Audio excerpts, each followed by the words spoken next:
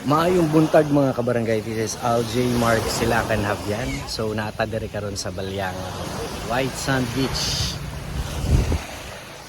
together with my cousins. Say hi! Uy! Video dali na. Dwight! Balyangaw mi guys. Balyangaw. Libat ko kayo. White sand dito.